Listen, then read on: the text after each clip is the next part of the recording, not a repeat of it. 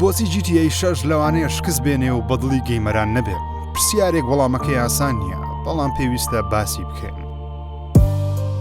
هەر کاتێک ڕۆکستار یاریی نوێ بڵاو بکاتەوە، گومان لەوە نییە ژمارەیەکی پێوانەیی لە ڕووی فرۆشەوە تۆمار دەکات. هاوشێوەی GTA 5 کە تا ئێستا زیاتر لە 170 ملیۆن کۆپی لێفرۆشراوە. دوای یاری نوێی ڕۆکستار Red Dead Redemption 2 کە زیاتر لە 4 ملیۆن کۆپی لێفرۆشراوە.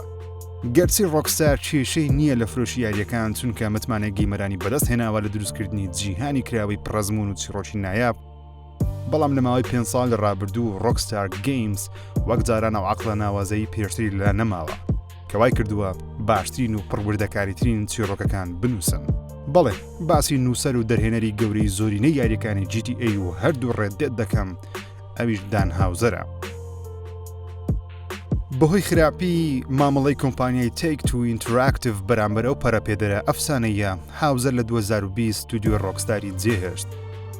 لەوانەیە بڵێن دان هاوزەر یەک کەسە و کاریگەریشی گەورە ناکەتە سەر بەرهەمهێنانی یاری GTA 6، بەڵام لە ڕاستیدا و بابەتە زۆر لەوە ئاڵۆسترە کە بەچاو دەبیندرێ. هاوزەر تەنیا دەرهێنەر و بەرهەمهێنەرێکی ئاسایی نەبوو لە ڕۆکستار، بەڵکو هاوزەر ئەو کەسە بوو فەرمانی بەسەر سەرجەم بەشەکانی ستودیۆیەکەی دەکرد بۆ ئەوەی زۆرترین وردەکاری و کەمترین کێشەی تەکنیکی لە یاریەکانیان هەبێ. و GTA 5 بەتایبەتیش Red Dead Redemption 2 بەوە ناسراون زۆرترین وردەکاری و ئاڵۆسترین سیستمی بەرهەمهێنانی یاریان هەیە کە لە دنیای ڤیدیۆ گەیم گەیمەران ڕێز بەرامبەر بەو دوو یاریە نیشان دەدەن. بەنەمانی دان هاوزەر وەکو پرۆدیوسەری سەرەکی ڕۆکستار و Take-Two یەکەم هەڵی گەوری خۆیان ئەنجامدا، ئەویش بڵاوکردنەوەی ڤێژنی ڕێماستەری هەر سە یاری کلاسیکی GTA 3، GTA Vice City و GTA San Andreas بوو کە تا ئێستا Take-Two بە فەرمی نەیوتوە چەندی لێفرۆشراون، چونکە Take-Two و ڕۆکستار گەیمز شانازی بە فرۆشی ئەو سێ یاریە ناکەن، چونکە زۆر کەمی لێفرۆشراوە.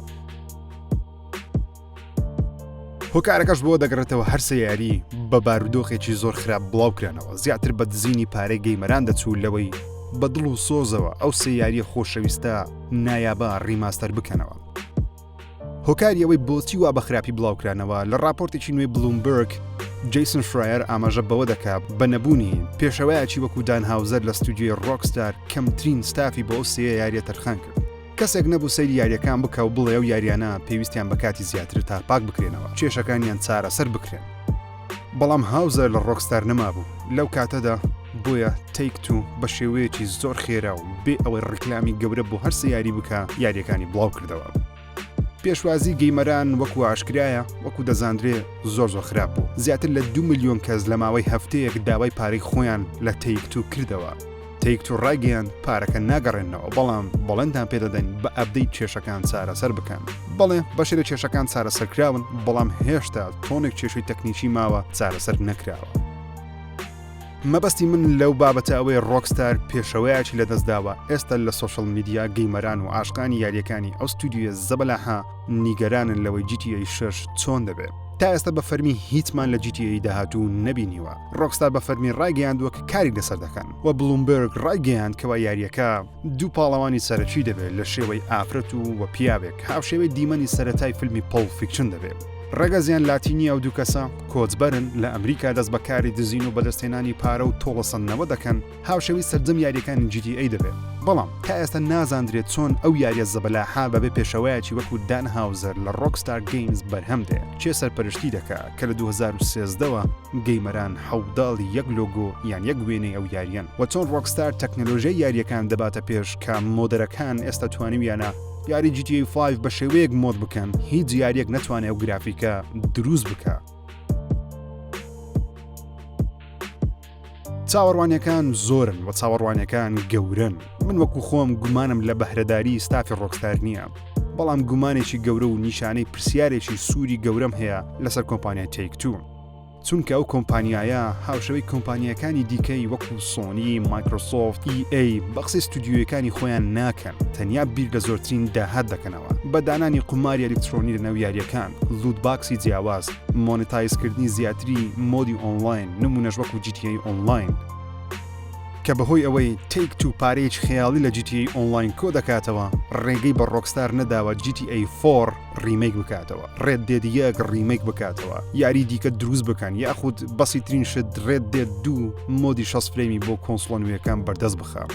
ڕاستە ڕۆکستار دەڵێ بەهۆی GTA داهاتوو کات و کارمەندیان نییە و کارانە بکەن بەڵام ئەمەیان درۆیەکی گەورەیە چونکە یاریە کە 4 ملیۆن کۆپی لێفرۆشراوێ و زیاتر لە ملیارێک دۆلار لە هەفتەی یەکەمی بڵاوبوونەوەی لە 2018 دەستکەوت بێ پارەی دروستکردنی سێ یاری AAA زەبەلاحە کەچی دەڵێن سەرچاویان لەدەست نییە ئەو یاریان ئابدەیت بکەنەوە بۆچی؟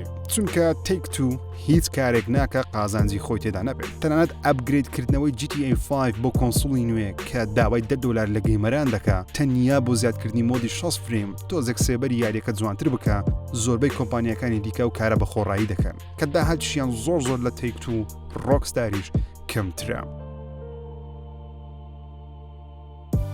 کێشەیەکی دیکە بەرۆشی ڕۆکستاری گرتووەوەیە Take-Two بە ڕۆکستاری وتووە و یاخود فەرمانی پێکردووە نابێ بە خراپی باسی هیچ گروپێک لە ڕەگەزی خەڵکی بکەن نابێت توانت لە گەی لە لەزبیان بدەن نابێت توانت لەسەر ڕەشپێست و سپیپێست بدەن نابێ بە خراپە باسی ئافرەت بکەن نابێت کوشتن و بڕینی زیاد لە حەد لە یاریەکە هەبێ جا ئەمەیان گەورەترین کێشەیە چونکە یاریەکانی GTA بەوە ناسراون هیچ فولتەرێکیان بۆ هیچ شتێک نییە ئەوەش بەشێکە لە هۆکاری سەرکەوتنیان بەڵام بە سنووردارکردنی و بابەتانە بێگومانم لەوەی کاریگەریی گەورە دەکاتە سەر چیرۆک تامچێژی یاریەکە وە لە ڕاستی چوونی یاریەکە.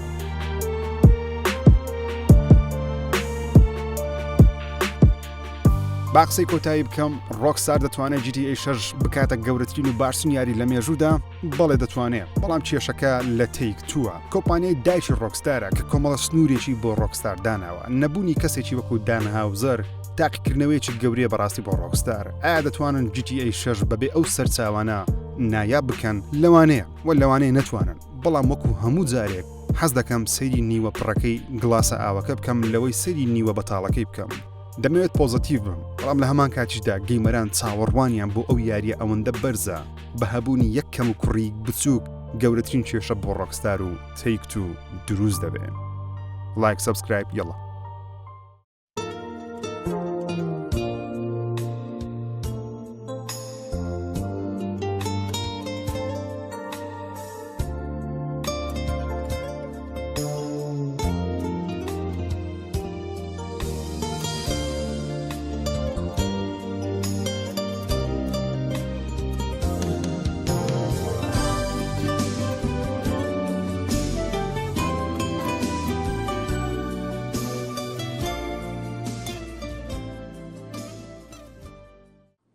Did I tell you about my new underwear line? Lacy. Isn't that totally genius?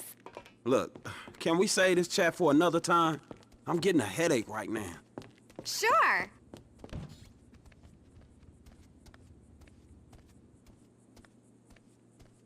Come on, baby. Oh, shit. Hey, you.